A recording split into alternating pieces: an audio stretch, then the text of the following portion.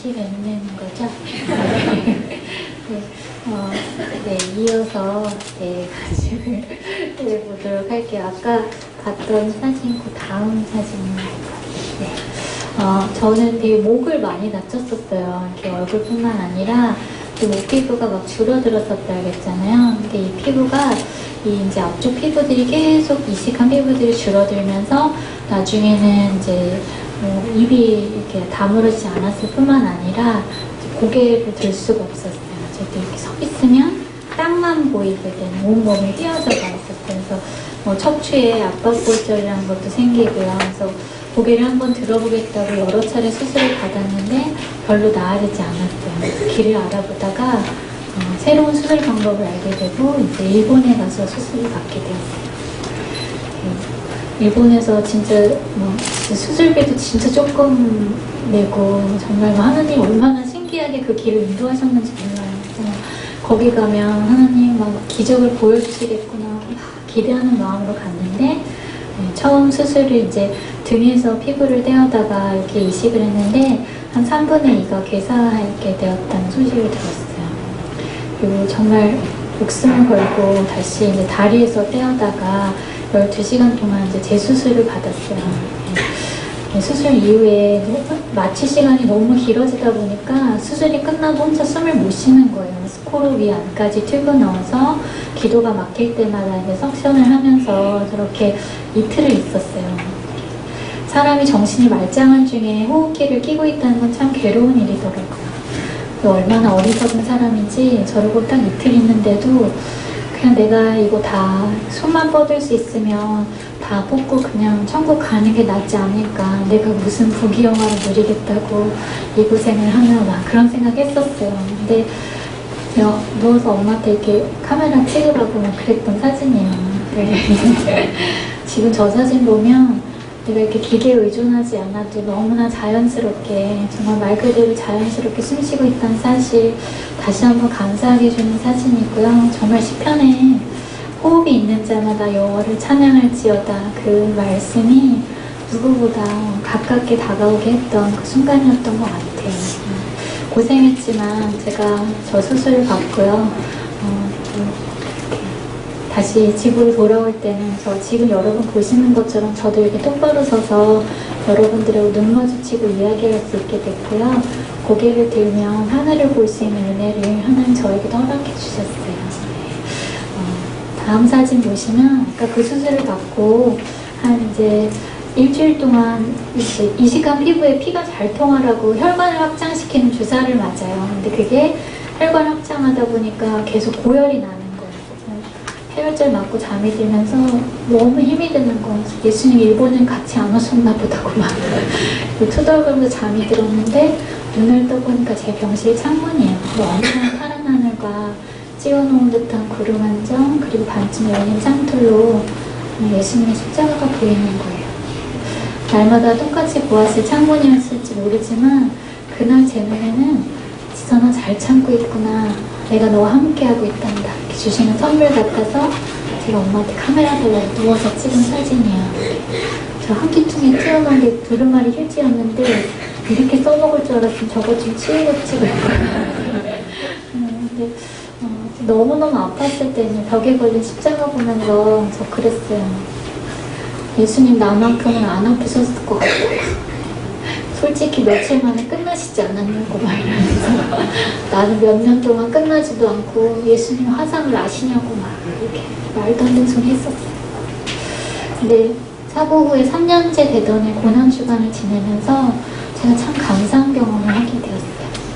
예수님 십자가를 그 고난을 묵상하고 기도하던 중에 어느 순간부터요 예수님의 고난이 아니라 제 고난이 막 눈앞을 스쳐 지나가는 거예요. 생각하는 것만으로 너무 아팠던 순간들이 있었던 것 같아요. 그래서 엄마에게도 다 말할 수 없었고 글로도 쓰지 못했던 순간들이 영화의 한 장면처럼 이렇게 하나둘씩 제 눈앞에 보여지더라고요. 그걸 떠올리며 보고 있는데 제가 우는 것 말고는 할 게 없더라고요. 그래서 앉아서 나 진짜 고생 많이 했다 막 이러면서 울고 있는데 제 마음 안에 진짜 어떤 소리는 아니지만 예수님 말씀하시는 것 같았어요. 지성아, 네가 느꼈던 그 살이 찢김과 찔림이 어떤 거였는지, 네가 당해하였던 그 수치와 부끄러움이 어떤 건지, 그 공포와 두려움이 어떤 거였을지 다른 사람 몰라도 나는 다 알고 있다고, 지성아 내가 다 알고 있다고 제 안에 말씀하시는 거예요. 돈을요 한 100억 원을 준다 해도 보상받지 못할 것 같은 마음이었어요. 바꾸고 싶지 않은 제 삶이 있었고 그 무엇으로도 씻겨지지 않을 것 같은 상처라고 생각했어요. 근데 내가 다 알고 있다는 그 말 한마디에 제 눈물이 닦여진 거예요. 정말 눈물만이 눈물을 닦아줄 수 있고요. 아픔만이 아픔을 안아줄 수 있다는 사실을 제가 그 시간 경험하게 되었고요. 예수님의 고난과는 비교할 수 없이 너무나 작은 고난이지만 전 이 일을 통해서 누구보다 예수님 가까이서 만날 수 있었던 거 감사하게 되었어요. 그 일 이후로 제가 더 이상 저 스스로를 불쌍히 여기면서 자기 연민으로 울지 않도록 하나님 저에게 아주 놀라운 치유의 시간을 허락하셨던 것 같아요. 사람들은 자꾸만 저에게 예전 이야기를 하는 게 힘들지 않냐고, 아팠던 이야기를 하는 게 고통스럽지 않냐고 하시는데 저는 그런 치유의 시간이 저에게 있었기 때문에 더 이상 그 시간 저에게 아프지 않기 때문에 편하게 이야기하게 하신 것 같아요. 그리고 예수님께서 그렇게 죽음으로 끝나버리신 것이 아니라 분명히 부활하셨고 승리하셨잖아요. 우리는 예수님이 가셨던 그 길을 따라 걷는 제자들이잖아요. 이 길 끝에는 예수님이 그러셨던 것과 똑같이 분명히 승리가 있을 거라고 믿어요. 이미 정해져 있는, 이미 예견된 승리가 우리 앞에 있기 때문에 지금 당장 내 인생의 승리처럼 보이지 않을지라도 우리 고난 중에도 기뻐하고 찬양할 수 있는 것이 그게 그리스도 제자된 삶의 특권인 것 같다는 생각합니다. 다음 사진 보시면 제가 지선한 사랑이라는 제목으로 책을 냈어요. 제목 때문에 연애소설일 줄 알고 샀는데 자기가 낚였다면서 이렇게 그런 글 남기시는 분들도 계셨는데 하나님의 사랑으로 다시 저를 사랑하게 된 이야기라서 그런 제목 붙였어요. 책 내고 참 많은 편지들 받았어요. 병원에서, 교도소에서 쓰여진 편지들도 참 많았고요. 자기 이번 주에 교회 갈 거라는 편지 참 반갑고 고마운 편지였던 것 같아요. 그리고 기억에 남는 편지는요, 그분은 자기는 그만 살고 싶어서 약을 몰고 있었던 사람이라고 본인을 소개하셨는데요. 내가 지선 씨가 믿는 그 하나님 내 희망으로 붙잡고 나 다시 한번 살아볼 거라고 저에게 고맙다고 편지를 보내오셨어요. 제가 그 편지를 읽는데 얼마나 감사했는지 몰라요. 제 몸에만 남는 흉터잖아요. 이 곱지도 않은 걸 어디다 쓰겠어요.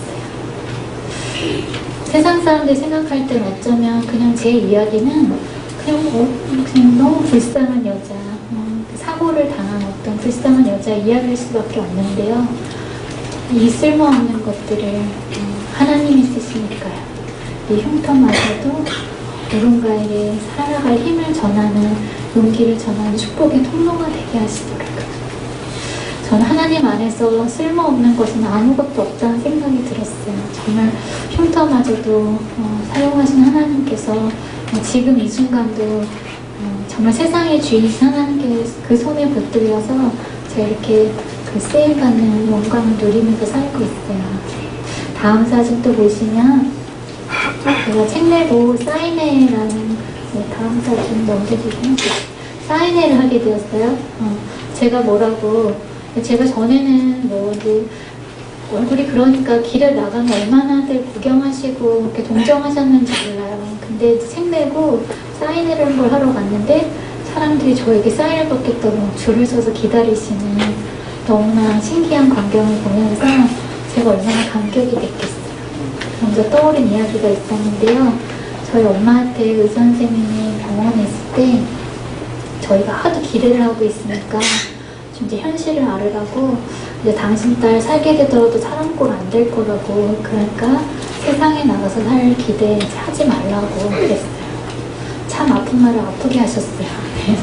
그래서 저 자리에 앉아서 그 말이 딱 떠오르면서 아, 이 선생님 말은 진리가 아니었구나 깨달았어요. 시간이 흐르면서 변하고 바뀌는 거 그거 진리 아니잖아요. 저를 치료하셨던 선생님들 지금도 진짜 너무 감사하지만 그분들이 제 인생까지 제 미래까지 진단하고 결정할 수 있는 거 아니었어요. 제 삶의 주인이신 하나님께서 제가 하나님 나 이제 어떻게 하실 거냐고 물었던 그 절대 절망 가운데 물었던 그 질문의 약속 그대로요. 저를 세상 가운데 진짜 희망을 이야기하는 사람으로 세워주셨더라고요. 제가 나와 있는 곳은 세상이었어요. 제가 저 자리에 앉아서요. 예수님 정말로 내게 생명이 되어주셨고 사방이 막힌 인생의 길이 되어주셨고 영원히 변치 않는 단 하나의 진리이심을 제가 깨달았던 자리였던 것 같아요. 다음 사진 또 보시면 되게 좋아하는 사진이고요. 사고 때 저를 구해준 저희 친오빠예요. 너무나 저를 이렇게 살려놓고 마음고생 많이 했어요. 괜히 살려놔서 내 동생이 이렇게 고생시킨다 막 그런 생각하면서 마음고생 많이 했는데 저런 동생을 얻고도 너무 행복해하는 표정의 사진이 찍혔잖아요. 제가 저 사진 참 좋아해요. 일명 가을 동화 사진이라고 남매 훈훈한 감이 느껴지잖아요. 저희 오빠가 저 다 낳기 전까지는 잘 결혼 안 할 거라 그랬는데 지금 애가 셋이에요. 하나님께서 오빠 마음에 자유함을 주신 것도 참 감사한 일이고요. 네. 저 때만 해도 제가 길에 나서면 이렇게 막 이렇게 놀라시는 분들이 많을 때여서 홈페이지에 저렇게 정면 얼굴 사진을 올린다는 거 저도 용기가 필요한 일이었어요. 그렇지만 사진이 너무 좋아서 사진을 올려놨거든요. 근데 아니나 다를까 밑에 답글들이 쓰여지는데요. 나는 솔직히 지선씨가 무섭고 징그럽고 혐오스럽다는 그런 글들을 보게 되었어요. 굳이 솔직하지 않아도 되는 자리인데 이렇게 솔직하신 분이 계시잖아요. 그 글들을 보면서 저는 또 마음이 막 무너지는 거예요. 나 이런 얼굴인 거구나. 이게 사실인가 보다. 마음이 떨리는 순간 제가 그 전까지 깨닫지 못했던 사실 하나를 깨닫게 되었어요. 제 눈이 그분들의 눈 같지가 않아서 너무 감사한 일이더라고요. 제 눈에 제가 거울을 볼 때마다 제 모습이 막 무섭고 징그러워 보였으면 저 하루도 못 살아요. 어떻게 살아요? 근데 믿으실지 모르겠지만 13년 전 저 때도 그러고 지금도 그러고 거울 보면서 이만하면 나름대로 꽤 귀엽다고 생각하고 살았거든요. 요즘에는 성령의 은혜가 강하게 임하시면 막 예뻐 보이는 날도 있어요. 제가 덤으로 산다고 말하고 사는데요. 하나님이 너 덤으로 사는 거니까 죽지 못해 살든지 말든지 그렇게 버려두신 것이 아니라 기쁨도 느끼고 행복도 느끼면서 살으라고 저에게 별로 밝지 않은 눈, 별로 솔직하지 않은 마음까지 그렇게 선물로 주셔서 하나님 날개 아래 지켜주었던 생명이었구나 제가 깨달았어요. 어떤 분들은 이렇게 제가 이런 얘기하면 막 저를 칭찬하세요. 성격이 되게 좋은 것 같다고 참 긍정적인 생각을 하면서 사나 보다고 막 저를 칭찬하세요. 근데 이게 어떻게 성격으로 생각으로 가능한 일이겠어요. 저도 사람이고 저도 여자예요. 날마다 거울로 봐야 하는 얼굴은 남의 얼굴이 아니라 내 얼굴이에요. 여자분들은 공감하실 거예요. 우리 여자들 있잖아요. 미용실 가서 앞머리 잘라달라고 그랬는데 진짜 내가 생각했던 것보다 5mm만 짧게 잘라주대요. 거울 볼 때마다 막 자가 땡기면서 막 짜증나는 게 그게 여자 마음이거든요. 한 달이면 길어질 머리 가지고도 막 그런 마음이 드는데 제가 한 달이 지나도 1년이 지나도 변할 기대가 없는 제 얼굴을 거울로 보면서 예전에 사진도 치우지 않고 그대로 볼 수 있었던 거 수술은 맞지만 매번 수술이 성공하는 건 아니거든요. 뒷걸음질 치는 결과를 보이는 수술 앞에서도 제가 여전히 거울을 보고 웃을 수 있었던 건 저는 하나님이 하신 기적과 같은 일이라고 생각해요. 제가 막 거울을 보고 너는 귀여워 막 이렇게 저를 막 자기 암시해서 얻은 게 아니거든요. 눈에 보이지 않는 기적이지만 제 안에 분명한 기적이 있었으면 깨닫게 되었어요. 다음 사진 보시면 또 제가 우리나라에 장애인들을 위한 재활병원의 숫자가 굉장히 부족해요. 그래서 제때 재활 치료를 받지 못해서 어쩌면 더 많은 장애를 안고 살아가야 되는 장애인들이 세상에 참 많은데요. 좋은 병원을 짓고자 하는 민간단체 푸르메재단이라고요. 저희 홍보대사를 맡고 있어요. 벌써 9년째 함께하고 있는데요. 참 좋은 재단이어서 저희 하자는 일은 대부분 해요. 근데 어느 날 마라톤 해보자고 하시는 거예요. 사람이 뭘 모르면 참 용감해지더라고요. 그래서 너무 멋있어 보이는 거여서 하겠다고 막 사진도 찍고 그랬어요. 근데 공부보다 더 싫어하는 게 운동이었거든요. 전혀 준비도 안 하고 보니까 다들 훈련하고 하는 게 마라톤이더라고요. 근데 나름대로 이제 동네 걸어본 게 8km였어요. 더는 못 가겠더라고요. 그래서 이제 8km 이제 저의 기록을 가지고 근데 마라톤 대회 전날 이제 코스 설명을 해주시는 거예요. 버스를 타고 내일 이 코스를 달리게 될 거라면서 코스를 보여주시는데 42.19km가 이 버스를 타고 가도 먼 길이더라고요. 그래서 일단 절대 못하겠다 이제 주제 파악이 된 거죠. 그래서 이제 다음날 대회 당일날 아침에 교통카드 제일 먼저 챙겼어요. 그 주머니에 넣고 조금 뛰다가 힘들면 이제 지하철 타고 집에 갈 생각으로 마라톤을 시작을 했어요. 그때 뉴욕에서 공부할 때였고요. 뉴욕 마라톤 대회에 참가했는데 전 세계에서 한 4만 명의 마라토너들이 모였어요. 진짜 이상한 사람들 많더라고요. 그분들 막 구경하면서 4만 명 사이에서 밀려 이렇게 마라톤이 시작이 되었어요. 양쪽 길가를 다 막고요. 그 뉴욕 시민들이 나와서 다 응원을 하더라고요. 계속 뛰라고 박수를 치시는데 마냥 걷기가 너무 민망한 상황인 거죠. 그래서 좀 뛰기도 하면서 저의 최장거리 기록이었던 8km 지점을 지나고 15km 하프 지점을 지나고 이 양쪽 길가가 바리케이트로 다 막아져 있는데 나 힘들다고 그거 밀치고 나가는 일이 또 굉장히 용기가 필요한 일이더라고요. 30km 지역까지 가게 되었어요. 근데 그쯤 가니까 제 다리가 아닌 거예요. 한 발자국 내디딜 때마다 막 하는 소리가 저절로 나오고요. 너무 힘들면 주저앉아 있기도 했어요. 누가 지나가시다가 바나나 반 나눠주시면 그거 먹고 힘내서 또 몇 발자국 가고 누가 이렇게 제 여기 조그맣게 태극기 달고 있었어요. 그거 보시고 고 코리아 막 이러시면 나라 생각해서 일어났어요. 몇 발자국 가고 너무너무 힘이 드는데요. 사람들이 왜 인생이 마라톤 같다고 말했는지 알 것 같았어요. 그만둘 수가 없겠는데 어디서 그만둬야 할지 모르겠는데 누구 하나 이만하면 됐다고 그만해도 된다고 말해주는 사람도 없고요. 아직 10몇 킬로는 더 가야 하는데 거의 다 왔다고 막 이렇게 뛰지도 않는 분들이 막 저를 응원하시면서 그 말에 또 속아가면서 정말 다음 발자국 내디딜 힘 없을 때까지만 걷자고 생각하면서 걸었어요. 어디서 그만둘지 몰랐어요. 근데 제가 그 마라톤이 그 뉴욕에 있는 센트럴파크 안에서 끝이 나요. 근데 그 입구에서 어떤 분을 만났냐면 한국 유학생이신가 봐요. 이름도 모르는 분인데 제가 30km쯤에서 그렇게 주저앉아 있는 모습을 보고 집에 가서 이지선 화이팅이라고 쓴 피켓을 들고 저를 기다리고 계시는 거예요. 제가 그분을 만나고요. 그 나머지 7km를 걸어가는데요. 제가 막 제 다리 내려다보면서 이 다리가 미쳤나 보다 막 생각했어요. 다리 힘이 얼마나 났는지 몰라요.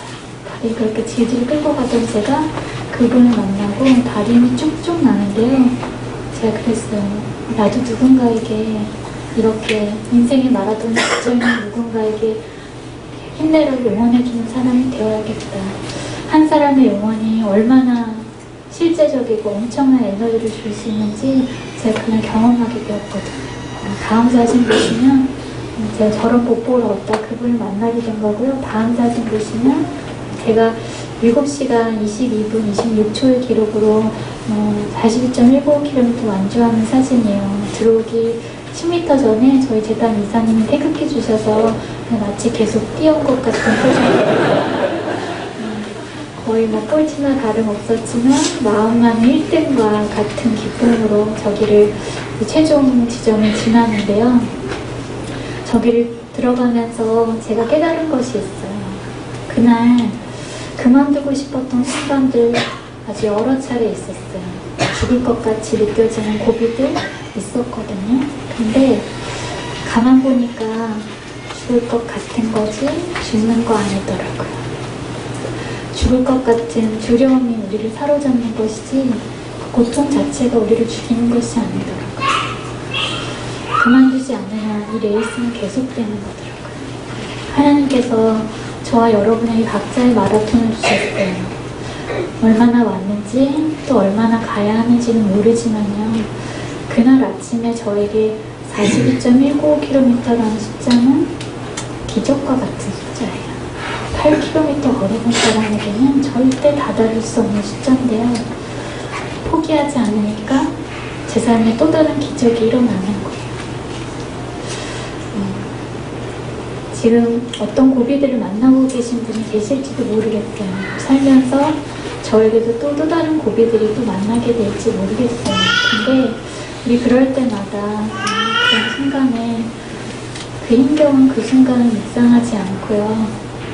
언젠가 인생의 마라톤을 끝내고 예수님 품 안으로 달려들어가는 그날 승리의 깃발을 흔들면서 예수님 내 상황을 다 했다고 뛰어들어가는 그 순간 그 기쁨의 순간을 이렇게 기대하면서 오늘 이 순간도 오늘 이 시간도 포기하지 말자고 제가 여러분 응원하고 싶었습니다. 다음 사진 또 보실게요. 저는 지금 김원국 씨가 이클라라고 이것을 유명해진 학교를 다니고 있어요. UCLA라는 학교에 다니고 있고요. 미국에서 무슨 10년째 공부하고 있어요. 석사를 어찌하다 보니 2개나 하고 지금 이제 박사과정 4년차를 하고 있습니다. 하나님께서 제가 전에 사고를 만나기 전에는 그냥 내 주변에 보이는 사람들, 온 세상 사람들이 다 그 정도 사는 줄 알았어요. 근데 다치고 나서 보니까 내가 참 아픈 사람이 되고 나서 보니까 세상에 참 아픈 사람이 많고 또 어떨 때는 누가 손 내밀어주지 않으면 혼자서는 절대 일어날 수 없는 순간들이 그런 환경들이 있다는 걸 알게 되었어요. 저는 누군가 내밀어주는 손을 잡고 일어날 수 있었는데요. 하나님 이제 저에게 네가 그 손이 되어줘 라고 하시는 것 같아요. 그래서 지금 사회복지를 공부하고 있고요. 제가 바라기는 2년 정도 더 하면 공부하면 이제 한국에 돌아올 이제 욕심을 품고 있고요. 한국에 돌아와서 하나님이 잡으라고 하시는 그 이웃의 손을 잡고 세상은 잊었을지라도 하나님은 기억하고 계심을 사랑하는 사람임을 저에게 말씀하셨던 그 말씀을 그 이웃에게 전하고 싶은 마음이 제가 품고 있는 비전입니다. 하나님께서 여러분의 계속 제가 이 길을 계속 갈 수 있도록 여러분 기도해 주셨으면 좋겠고요. 함께 말씀 나누고 싶은데요. 다음 설날 보시면 10편 40편의 1절에요. 내가 여호와를 기다리고 기다렸더니 귀를 기울이사 나의 부르짖음을 들으셨도다. 처음에 저는 저 말씀을 읽을 때 참 마음이 답답했었던 것 같아요. 얼마나 기다려야 하길래 다윗은 기다리고 기다렸더니라고 2번이나 반복해서 그렇게 번역이 되었는지, 다윗은 얼마나 기다렸고 난 또 얼마나 기다려야 하는지, 기다린 것 진짜 너무 싫잖아요. 하나님 좀 좋아하시는 것 같더라고요. 저는 성격이 진짜 이상하신 것 같더라고요. 나중에 만나면 혈액형 제일 먼저 물어볼 거라고 이러면서 이해할 수 없는 분이라고 생각했어요. 근데 때로는 정말 나의 고난을 막 즐겁게 보고 있는 교관처럼 느껴지기도 한 순간도 있었는데요. 제가 24년의 시간들을 지내오면서 풀게 된 오해는요. 하나님은 우리가 기다리고 기다리는 동안에 그 후에 온 축복의 보물들을 담을 만한 그릇이 되게 하신다는 사실이 있어요. 고난이 아니면 절대로 받을 수 없는 보물이 있더라고요. 돈 주고도 살 수 없고 학교에서도 배울 수 없는 진짜 보물이 있는데요. 그 보물이 있기 때문에 수많은 간증자들이 고난의 축복이었다고 동일하게 고백하는 것 같아요. 근데 그 보물들을 잘 담을 수 있는 깨끗한 그릇이 되도록 하나님께서 그 기다림의 시간을 하나님도 어쩔 수 없이 허락하시는 거였던가 보다. 저는 그렇게 이해했어요. 다음 절을 보시면 저를 정말 말씀 그대로 기가 막힌 웅덩이와 수렁에서 끌어올려 주셔서요. 제 발이 푹푹 빠져버리는 그런 모래파미가 아니라 반석 위에 부어주셔서 제 걸음을 견고하게 만들어주고 계세요. 말씀의 한 구절이 저에게도 고개가 끄덕여지는 그런 은혜가 있었기 때문에 제가 오늘 여기 서서 여러분들과 감히 이렇게 간증을 나눌 수 있는 기회를 주신 것 같은데요. 3절을 보시면 다윗은 새 노래를 주셨다고 고백해요. 저는 안타깝게 노래를 잘하지 못해서 이렇게 노래에 대신 긴 이야기를 이렇게 1, 2부로 나눠서 여러분들과 간증으로 나누었는데요. 저는 이 간증이 하나님께 올리는 새로운 찬양이라고 생각하거든요.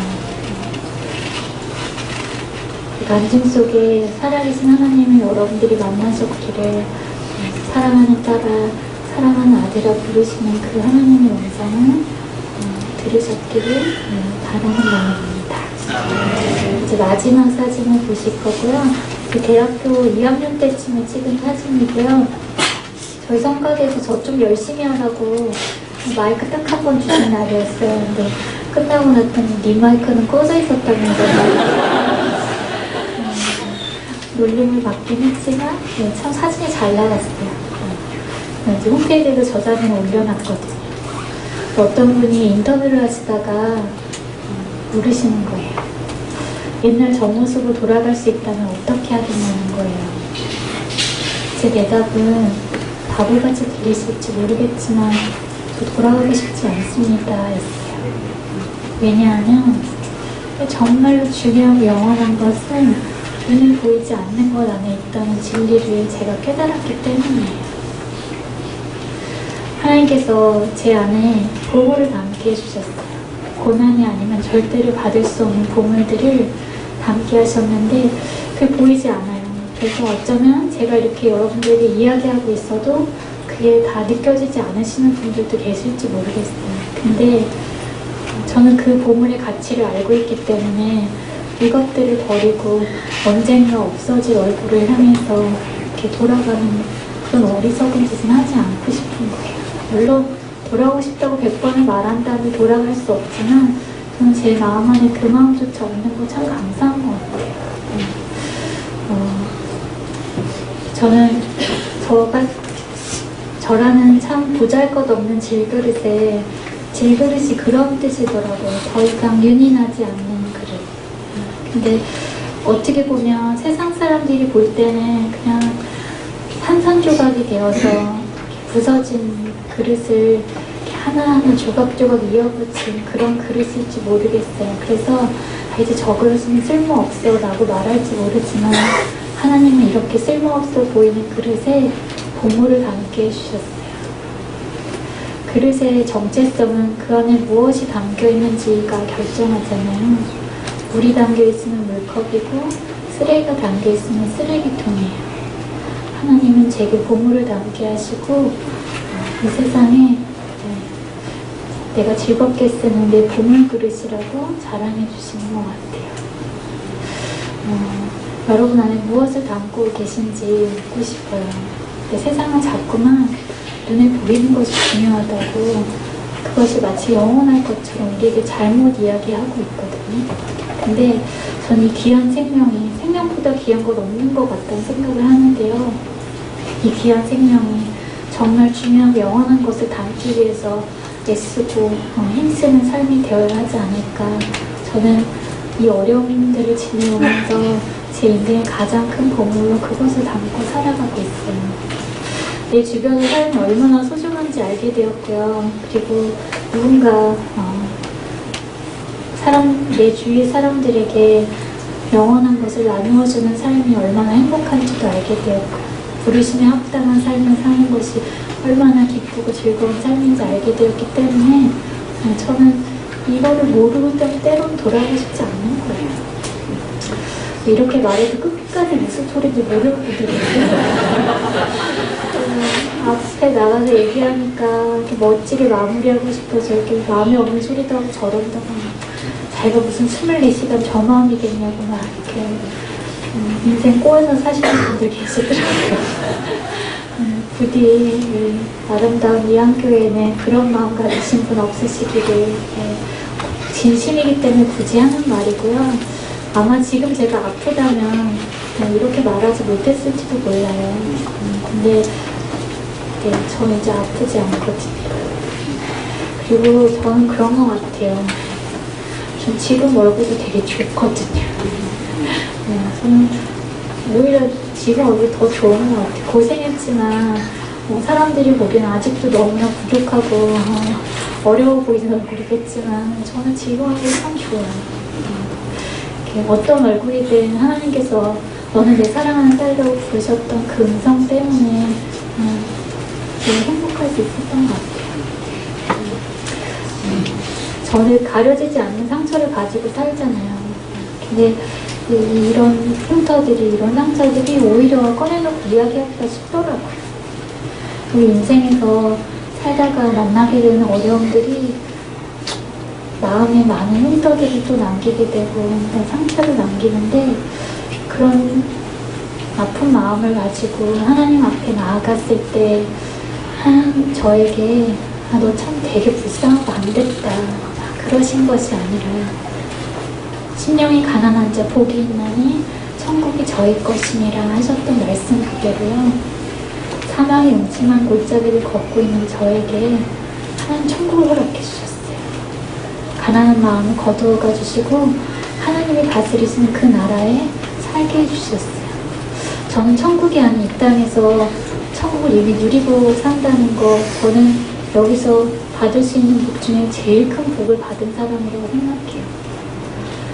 부디 여러분 마음 안에 남들이 부러워하는, 내 옆집 누군가가 부러워하는 그런 복이 아니라 진짜 복을 누리시는 그런 삶을 여러분이 사시기를, 그래서 제가 아는 이 행복을 여러분도 알고 사시기를 그렇게 축복하고 싶습니다. 제가 언제 또 여러분이 어디서 또 만나게 될지 모르겠지만요, 그냥 오늘 이야기한 것들 이제 와서 제가 저 혼자 잘 먹고 잘 살고 있지 않을 수 있도록, 여러분의 실망스러운 소식이 되지 않도록 그때 이야기했던 것들 그대로 저 자매가 하나님의 길을 그렇게 가고 있구나 훈훈한 소식이 되도록 계속 열심히 살도록 하겠고요. 또 이한교회 9주년 생일이 진심으로 축하드리고, 이한교회도 저에게 또 좋은 소식들로 선교지를 섬기며 또 이웃을 섬기며 천국을 만들어가는 그런 교회로 계속 성숙하고 성장해 가시기를 축복하겠습니다. 5년 뒤에 다시 한번 불러주세요. 감사합니다.